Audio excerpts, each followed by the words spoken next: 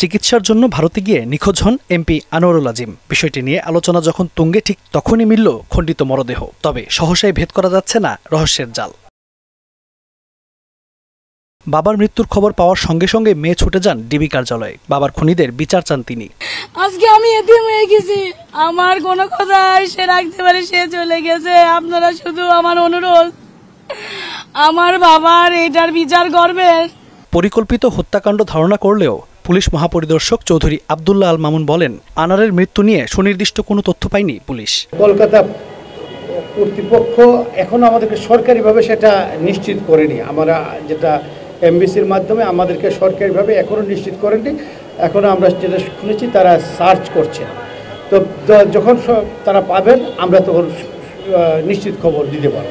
এদিকে ডিবি প্রধান হারুনুর রশিদ জানান, আনোয়ারুল আজিমের হত্যাকাণ্ডের কারণ জানতে নিবিড়ভাবে গোয়েন্দা তৎপরতা অব্যাহত রয়েছে। নিবিড়ভাবে আমরা ইন্ডিয়ান পুলিশের সাথে কাজ করছি এবং আমাদের কাছে কয়েকজন আছে, তাদের সাথে আমরা প্রতিক্ষণেই কথা বলছি, অনেক তথ্য পাচ্ছি।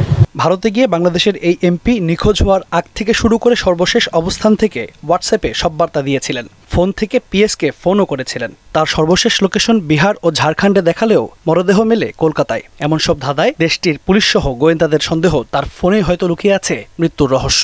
ওয়ালটন ফ্রিজ কিনে অনেকের মতো আপনিও হয়ে যেতে পারেন মিলেনিয়াল। সেরা পণ্যের সেরা অফার।